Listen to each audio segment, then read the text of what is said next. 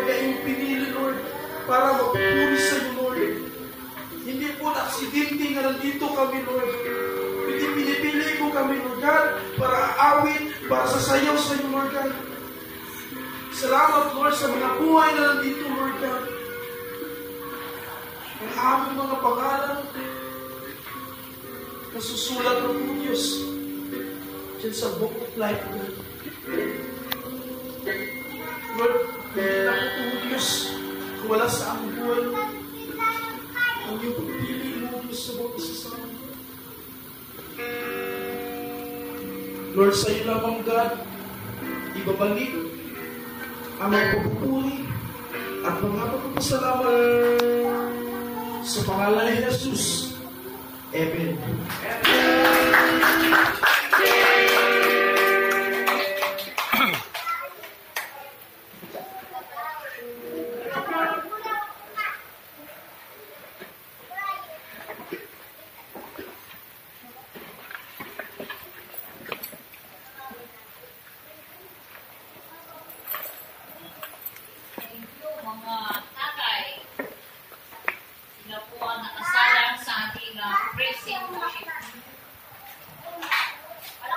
Good morning.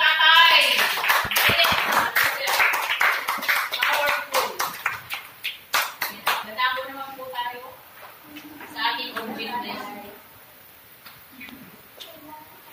Hello? God is good. All the time. God is good.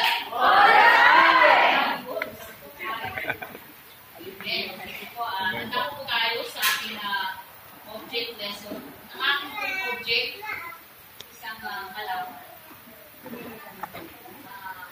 Naalala ko, itong halaman ito, kung naalala niyo po dyan sa labas, ito po ay wala na. Pinaglaruan ng mga bata. Pinagpupukalakat yan.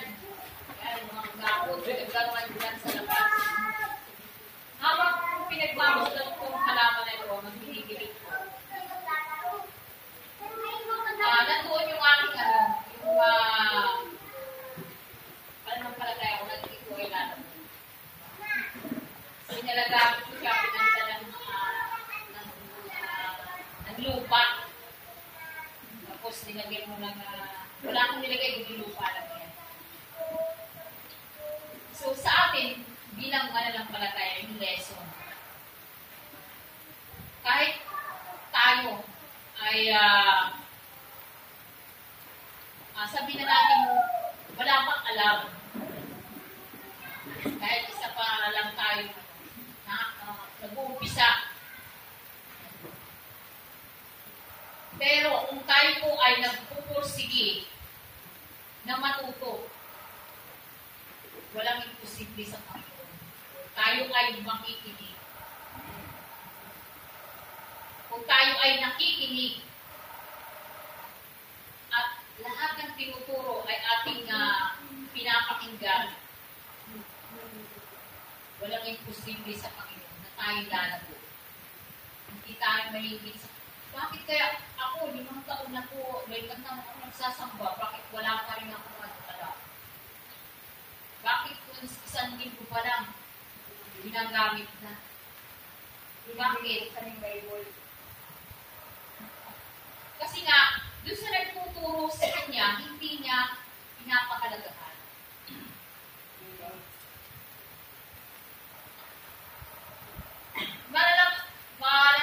Maalala natin yung pinako si Jesus, di ba? Yung sa kanyang kaliwa at kanan. Di ba nung tinanggap agad niya si Jesus at naniwala siya sa kapangyarihan ng Panginoon, anong sabi ng Lord? Anong sabi ni Jesus? Ngayon hindi isasama kita sa aking paraiso. Kasi nga, nandun yung kanyang pananampalataya. So, kahit sa akin po, nandito, tayo ba lahat ay ligtas na narito sa loob? Pag sabi ng Amen, hindi ko siguradong ligtas. Amen! O, may hindi nag-Amen, hindi ko sigurado. Bakit? Kung dumating si Jesus ngayon, sabihin hindi ka sigurado makakasama?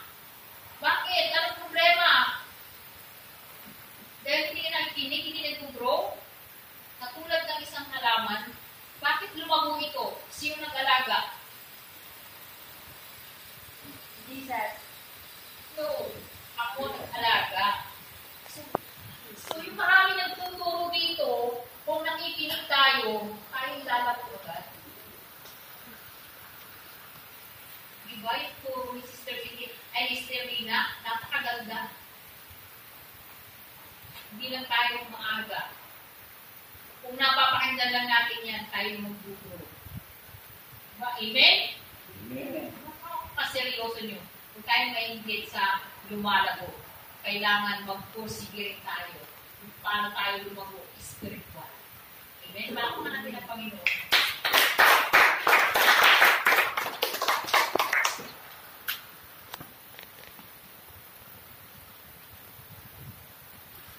Good morning po sa ating lahat.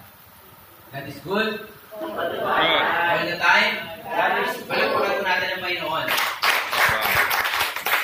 Ngayong umaga po ay dadako tayo sa salita ng Diyos. At alam po naman kilala natin yung lahat yung ating tagapagsalita. Siya po ay ginagamit na rin ng Panginoon sa iba't ibang lugar. At sa kasalukuyan niya ay meron po siyang inawak at gawain po sa paglitaw. Malayo po yun. Pero siya po nagtyaga at siya po ay patuloy na pag-aabot sa Panginoon.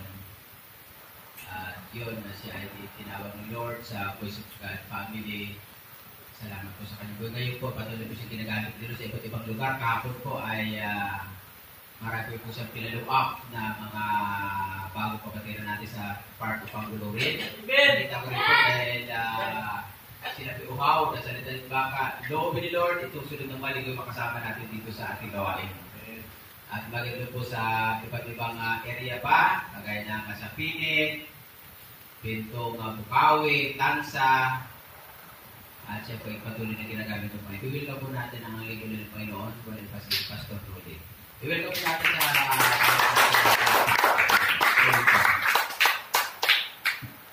So, Pastor, mga kapatid, manatili tayo sa presensya ng Panginoon.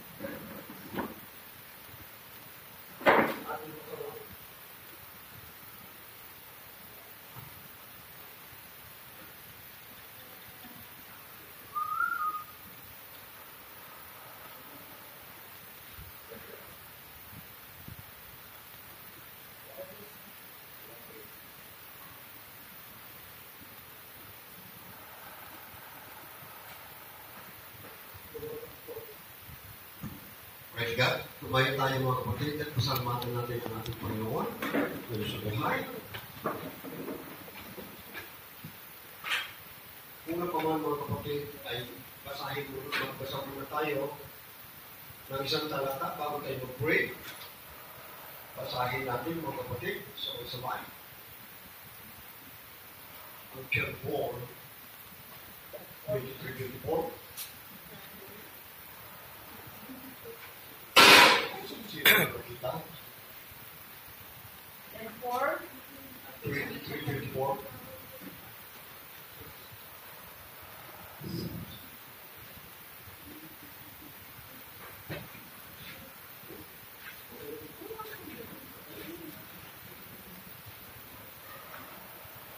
Nakita na ako din. Ipasa na ako.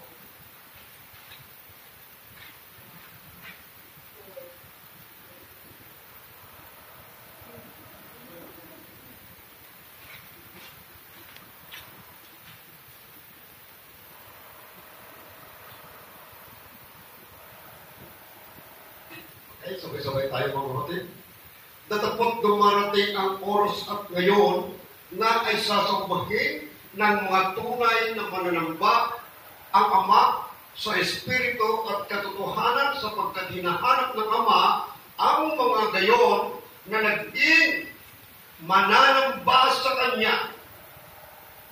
Ang Diyos ay Espiritu at ang mga sa Kanya'y nagsisamba kinakailangan magsisamba sa Espiritu at katotohanan. Manalangin tayo mga kapatid. Praise God, hallelujah. Maraming salamat Panginoon sa tatong ito ng Diyos. Lord, dito ka namin papupurihan Panginoon. Dito ka namin sasambahin o Diyos sa tatong ito. Lord God, kalugtan mo ang bawat isa sa amin, Panginoon. Yakapin mo ang bawat isa sa amin, Panginoon, sa aming pagsamba at pagpuri sa iyo, O Diyos. Ikaw ang siyang namumutawi sa aming labi, sa tuwing kami bago kami matulog at sa aming pagkising, O Diyos. Pangalan mo, Panginoon, ang aming sinasambit, sapagkat, Lord, malapit na, Panginoon, ang katotohanan ng iyong pagbabalik. Lord God, isama mo kami, Panginoon, sa listahan sa iyong kukunin, O Diyos, sa natuntok, Panginoon. Lord God, kung maaari, Panginoon, wala kang iiwan, Panginoon.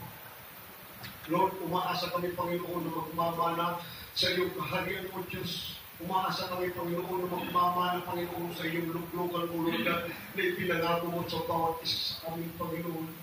Maging ang aming mga kamag-anakan, O Diyos, maging ang aming mga kapatid, Panginoon, sa laman, at ang aming mga kaibigan, O Lord God. Alalahanin mo, Panginoon, sa kagtang panahon, sa isang araw na yung paghatol, O Diyos, Lord God, sa araw na ito, Panginoon, punasan mo ang labi, Panginoon, ang iyong mensahero, Panginoon. Ikaw ang siyang mangusap, Panginoon, sa aming harapan, Panginoon. Gamitin mo lang, O Diyos, ang maliit na lingkod nito, Panginoon. Sa iyong presensya, Panginoon, sa iyong Espiritu, Panginoon, pag-isahin mo kami, O Lord God. Lord, buksan mo, Panginoon, ang aming mga pangkunawa, Panginoon, at isilip mo, Panginoon, sa aming puso ang iyong salita, O Lord God. Yakapin mo kami, Panginoon. Lord, ibinabalik namin, Panginoon, sa kapulihan ng aming tagapagligtas na si Kristo Jesus. Amen. Maaari tayo, mga kapatid, na umupo. Ayon sa ating binasa, mga kapatid, na ang Espiritu ay ang tunay na Diyos. Sa tinutukoy nito, ngunit ang title, mga kapatid, ng ating topics ngayon, pagsamba. So, mga kapatid, ang pagsamba ay napakahalaga sa bawat isa sa atin. Nasubukan na ba natin, mga kapatid, na sinasabi sa ating sarili o binulong sa Diyos? We love you, Lord. Ibinulong mo na ba, kapatid, ang pagmamahal mo sa Diyos? Ibinulong mo ba, kapatid, sa iyong sarili na mahal mo ang Panginoon Diyos na higit pa sa iyong sarili, sapagkat ang Diyos ang siyang nagmamayari sa iyo, kapatid? Praise God. Mga kapatid, ang pagsamba sa Kanya ay tanda ng pagkakilala sa lumalang sa iyo. Ang tanda ng pagkakilala ang siyang lumalang sa lahat ng bagay. Mga kapatid, sa ating pagsamba ngayon at pag-angat sa Kanyang pangalan, alam natin, mga kapatid, na hindi tayo pantay. Ang sukat ng pagkakilala sa Panginoon, ang sukat ng pagsamba sa Diyos, sapagkat marami sumasamba sa atin kung minsan buong gabi. May sumasamba rin sa atin gabi pa lang bago matulog, sumasamba na nagpe-pray. Paggising, nagpe-pray ulit. Sa araw ng linggo, mga kapatid, bakit hindi natin kaya ibigay ang ating pagsamba sa Kanya? Binuli ka lang ng iyong kapitbahay, tinaway ka lang ng iyong ina, inaway ka lang ng iyong kamag-anak sa pagsamba sa Boragel. Hindi pa nakita natin, mga kapatid, bumaba ang ating Panginoon sa Kristo rito magpapagbilang. Dahil sa iyo, dahil sa iyong kasalanan, dahil sa aking kasalanan, dahil sa ating kasalanan, mga kapatid. Praise God. Mga kapatid, masakit mang isipin, mga kapatid, na marami ang maiiwan. Huwag nating pagtagahan, mga kapatid, kung darating ang rapture, kung darating ang pag-agaw, na habang natutulog tayo, ang iyong katabi, ang iyong kasama sa buhay, ang iyong asawa o iyong anak na iyong katabi sa pagtulog, kinapago na ay wala na pala. naroon na pala sa kasama ni Kristo. Sa kanyang muling pagbabalik, mga kapatid, may problema sa atin. Kung hindi tayo nakasama sa rapture. So, subukan na natin kapatid na ibulong sa Diyos. We love you, Lord. Mga kapatid, ang ating pagmamahal sa Diyos, mga kapatid, ay higit pa sa buhay natin. Sapagkat siya lang ang siyang gumawa. Mga kapatid, sinasabi nito, nasubukan ko na rin nag-preaching dito sa may bandang Painaan. 3 lang kami. 4 lang kami. Hanggang sa padami ng padami, kinakagawan ang simbahan kung saan kami. Totoo ba kayong mga lumalang sumasampalataya? Bakit konti lang kayo? Pero sinasabi, mga kapatid, ng Biblia, 2 o mahigit sa 3 na nagkatipon naroon sa ating kalagitnaan ng Diyos. Amen. Sa mga tuwid, mga kapatid, kung tayo nga ay magtitipon, sa kanyang pangalan, niyayakag tayo. Mga kapatid, gayon din naman, mga kapatid, sa individual na pagkakilala natin sa kanya, kung tayo ay magpupuri, walang imposible na hindi tayo yakapin ng Diyos. Sa gabi, mga kapatid, bago tayo matulog, hindi ba natin nararanasan na niyayakap tayo ng Panginoon? Hindi ba natin nararanasan sa tuwing lalabas tayo sa ating tahanan, mga kapatid? Bago ka lumabas sa iyong pintuan, nagpipray ka ba?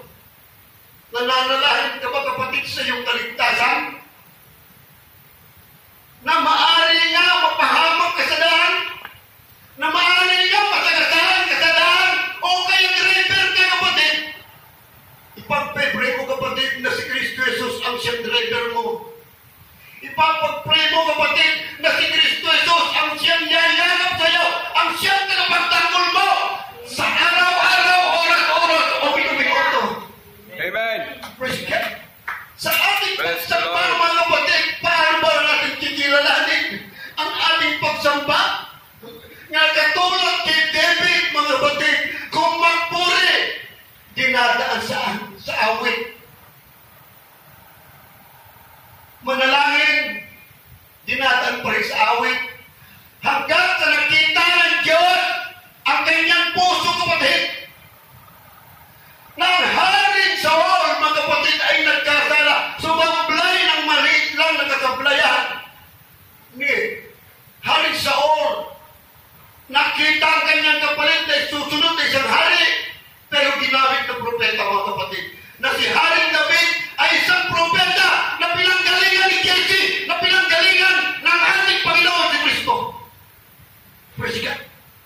Mga kapatid, kung kay Jesse nanggaling ang lahi ng ating Panginoon, hindi ba natin kayang yakapin ang kanyang lahi na siya ang iyong kaligtasan, na siya ang ating kaligtasan? Praise God. Paano nga ba nakipagtipan ng Diyos kay Abraham? Bakit hindi natin basahin, mga kapatid, sa Genesis 22? 15. Genesis 22, 1 and 5 hanggang 14. Sino nga magbasa?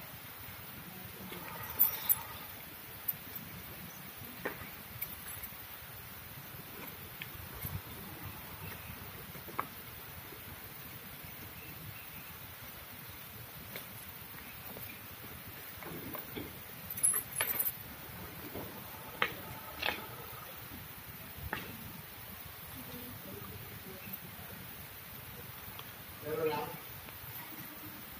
Genesis 22, 1 hanggang 14.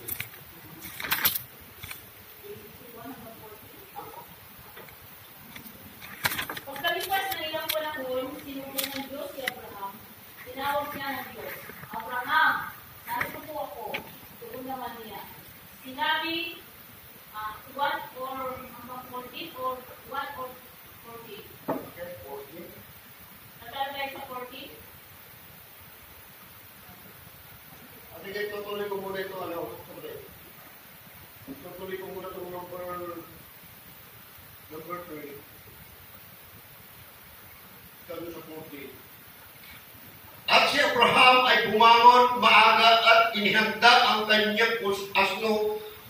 Pinagsama ang dalawa na kanyang mga alila at si Isaac na kanyang anak at nagsibak ng kahoy para sa hain. Susunugin, bumangon at naparoon sa dakong sinabi sa kanya ng Diyos. Nang 3 araw ay tingin ni Abraham ang kanyang mga mata at natanaw niya ang dakong iyon sa malayo. At sinabi ni Abraham sa kanyang mga alila, maghintay kayo rito 10 ng asno at ako ang bata ang siyang paroroon. Doon at kami sasamba, pagbabalikan namin kayo.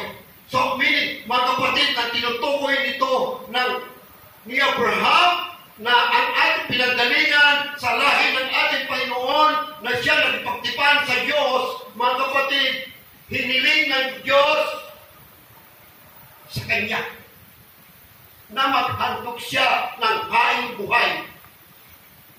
At ang hiningi niya, ang kaisa-isa niyang anak na hiniling pa sa Kanya. Hiniling pa ni Abraham sa Kanyang Diyos. Sa atin mga kapatid, kaya ba natin i-sacrifice ang ating suffering? Susunugin, papatayin, kakatayin lang sa altar na sinabi ng Diyos sa Kanya? Sino magsasabi sa atin dito mga kapatid? Yung sukat, yung measurement ng kakayahan, yung pagkakilala ng Diyos kay Abraham, mga kapatid, kaya ba natin abutin yung sukat ni Abraham sa pananampalataya? Mahirap unawain, mga kapatid. Dahil na sinasabi nito, ang kaluwalhatian ng Ama ay walang nakakaabot. Ang kabanalan ng Ama ay walang nakakaabot. Ang katuwiran ng Ama ay walang nakakaabot. Kung hindi ipadaan sa kaluwalhatian niya sa pagsunod kay Kristo Jesus na ayon doon sa pinag-aralan natin kanina sa Sunday School. Kaya napaka-halaga yung Sunday School, mga kapatid, na maabutan natin. Dahil yung Sunday School ay hinihimay bawat word, bawat talata. Pwede ka pa nga magbigay ng iyong unawa. Kaya sinasabi nito, pag Sunday School, mag-aralan tayo. Hindi lang yung teacher ang nagbibigay ng unawa, pati audience. Kaya, inaalok ko kayo mga kapatid na maaga na dumating dito sa oras ng alas 8 para marami tayong mapag-aralan. Kabahagi kayo sa pagsamba. Napakahalaga ito mga kapatid, nakakatulong pa rin. Dito ako naging muna din. Dito ako lumakas. Dahil inaagahan ko dati. Kaya balik natin mga kapatid, ang pagkakilala ni Abraham sa Diyos. Nung papatayin na niya, ihahandog na niya ang kanyang bugtong na anak, may ginawa Diyos. Na inihanda niya yung matabang tupa. Na ibinigay niya bilang handog sa kanyang anak. Na naroon na susunugin ni Abraham, praise God, sapagkat ang Diyos ay mapagmahal, sapagkat ang Diyos ay mahal na mahal niya ang kanyang katipan. Gaya ng pinag-aralan natin kanina mga kapatid, ang pakikipagtipan sa Diyos ay napakahalaga. Na si Abraham ay nakipagtipan, mga kapatid, dahil din naman ang Kristo Jesus ay nakipagtipan din sa ating mga hati. Na kung ang Diyos ay pinili niya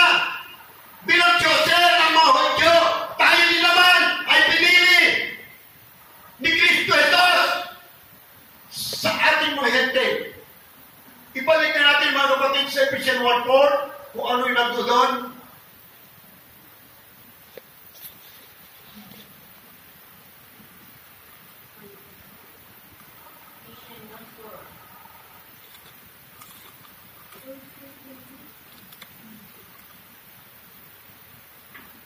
Purihin natin ang Diyos at Ama, ang ating Panginoong Jesucristo.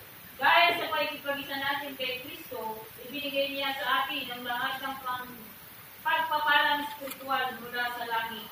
Bago pa man niya ikhain ang mundo, pinili na niya tayong maging banal at walang kapintasan sa paningin niya dahil sa pag-ibig niya. Praise God, hallelujah! Hindi pa nagagawa ang sanlibutan ito! Kasama na natin ang Christ! Kasama na natin ang ating Panginoon! Sa eternidad! Sa kawalan naroon ang Diyos! Ang Diyos na hanggang walang hanggan! Wala pang langit at ang lupa ito! Naroon na tayo! Pinili na tayo ng Diyos upang pamanalin sa panahon na ito! Bagamat lumabas tayo sa sinapupunan ng ating ina, mga kapatid, na nagkasala, sino ang makapagsasabi sa atin na hindi ka nagkasala, mga kapatid, sapagkat sinasabi ng Roma, lahat tayo'y nagkasala, mga kapatid. Ngunit, dito pa rin sa bandang huling panahon, mga kapatid, tayo pala ay tatawagin ng Panginoon, tayo pala ay susundin ng ating Panginoon Jesucristo upang pabanalin na kasama niya. Sino ang ayaw na sumama sa kanya pagdating ng takdang panahon? Pero kung ayaw mo, kapatid, wala tayong magagawa.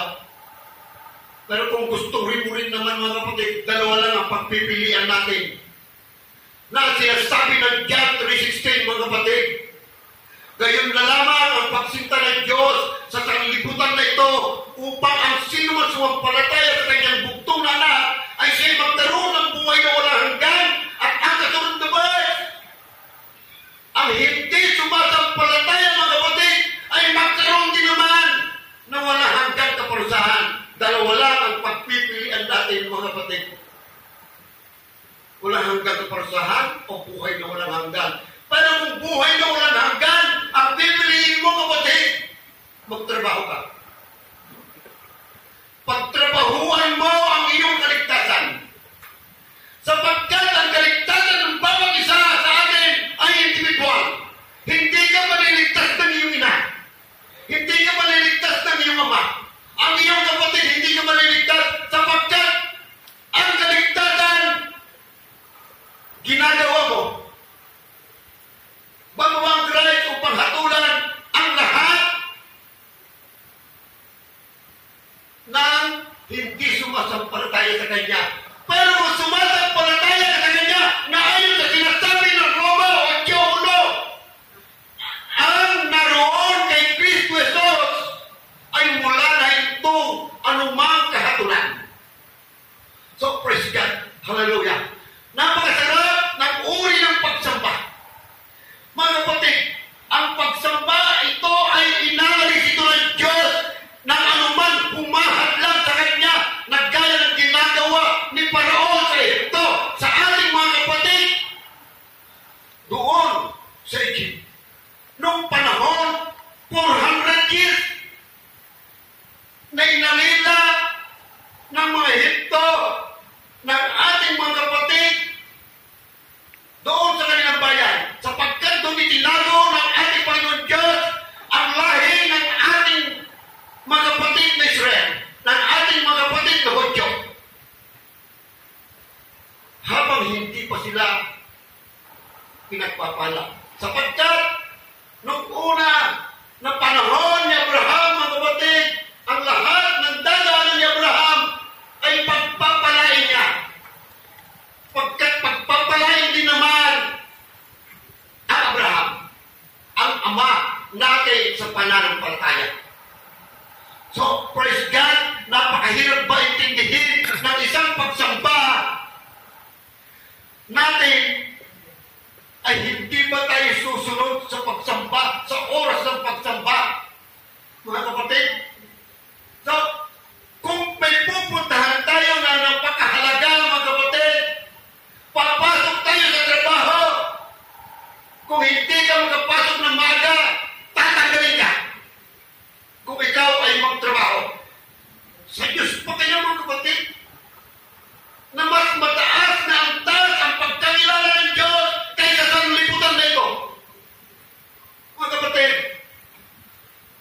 Kung tayo nga ay pupunta kung saan-saan, baka malimutan ko.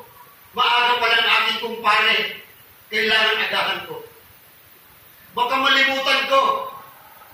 Yung kachismisan ko sa gubo, kailangan kumari ko yun, darating ako.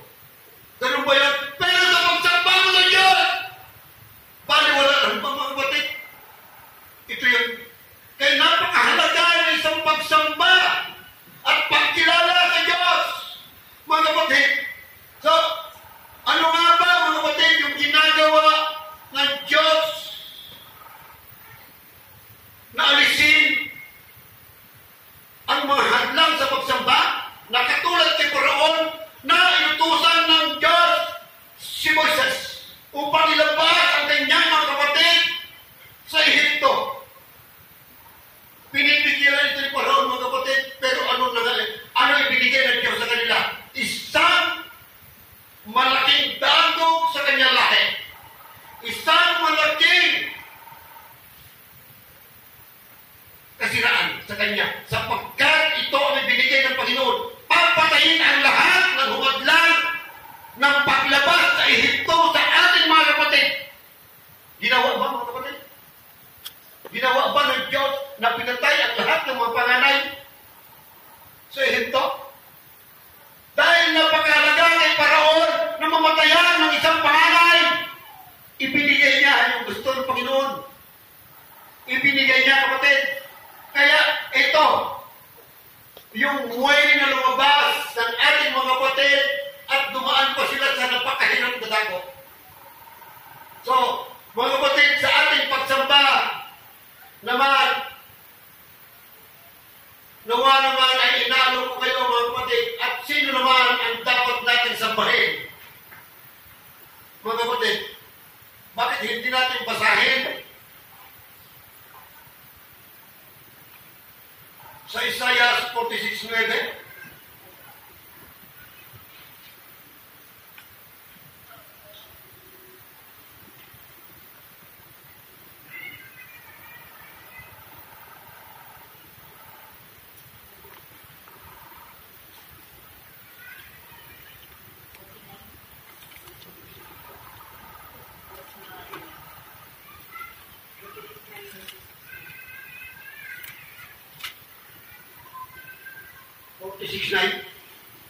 Iyong alalahanin ang mga dating bagay ng una sapagkat ako ay Diyos at walang iba liban sa akin. Ako'y Diyos, walang gaya ko.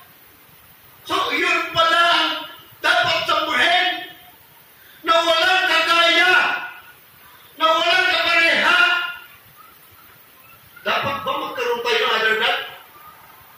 Kaya sinasabi nito sa ibang talata na huwag mong sambahin ang Diyos linanyuan at huwag mong iuuran o paglingkuran ang mga Diyos.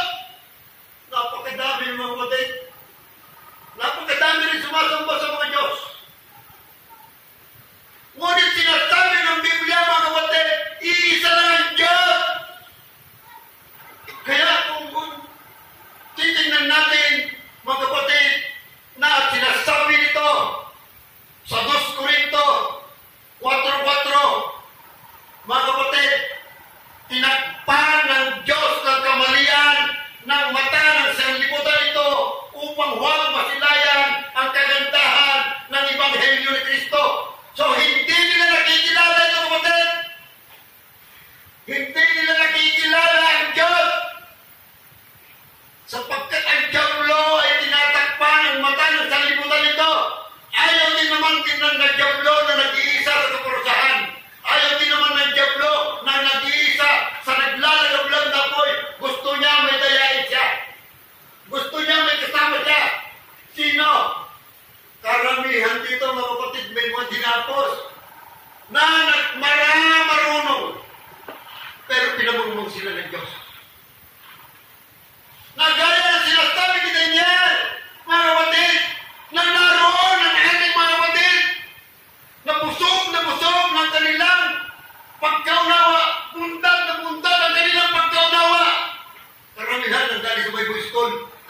naman yung mga matatalino mga kapatid na naroon. Pero ano nangyari? Dinaya ito sa Ananias.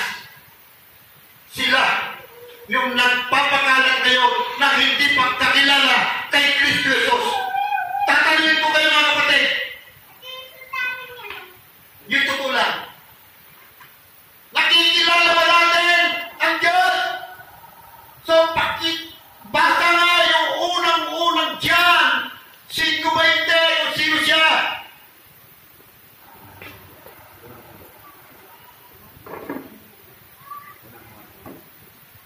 Unang Juan, sino ba hindi?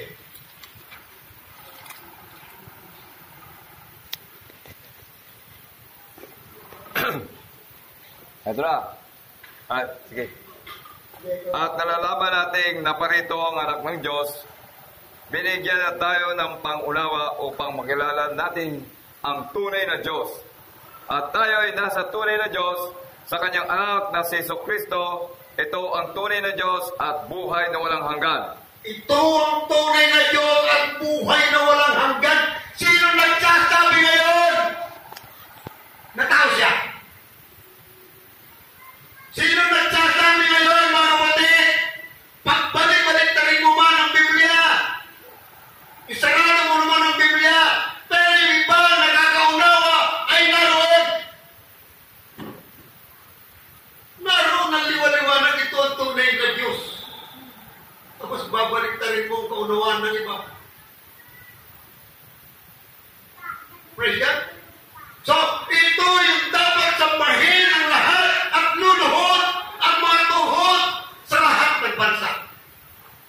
Sinabi niyo ba yan? Oo, sinabi niya yun. Sapagkat ito, yung ibinigay na Ama na luluhuran sa lahat ng bansa na dapat sambahin nang siyang lumulukop sa iyo ngayon, mga kapatid. Praise God, hallelujah. Mga kapatid, kantahin nga natin yung pupulin ka o Diyos.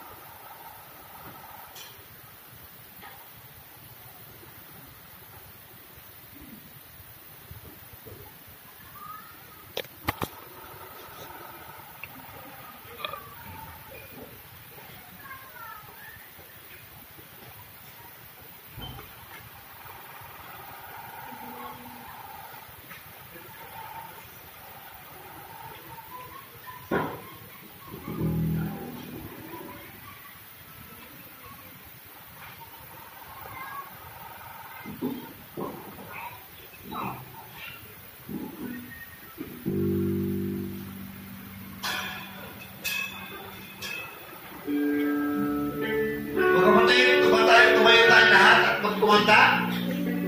Kantahin natin ang pupuri ng Diyos.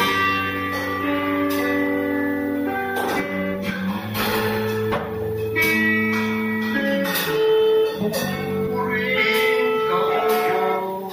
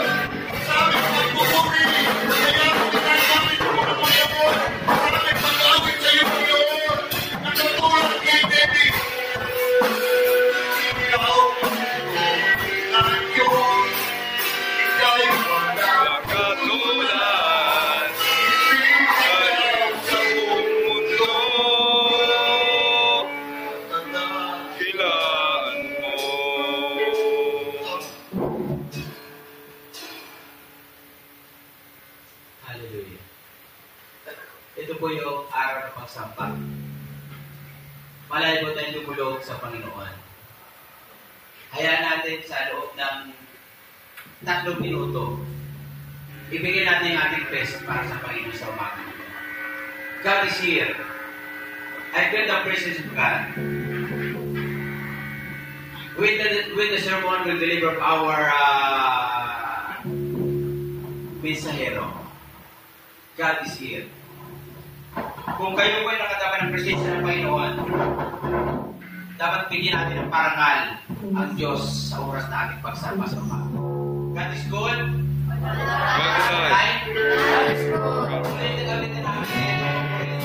Sabang namin natin ito, let's worship the name of the Lord. At hayaan natin na ang pagsamba sa Panginoon hindi po basta-basta ang ating Diyos sa Espiritu. Dapat po natin sampay ng Espiritu sa Espiritu at katotohanan. Ano bang alam mo pagsamba sa Panginoon, gawin mo. Ano bang nais mo na para lang sa Panginoon, gawin mo. Ano bang gusto mo sabihin sa Diyos, gawin mo. Sapagat ito ay oras ng ating pagsamba. Awitin po natin ang pupuritong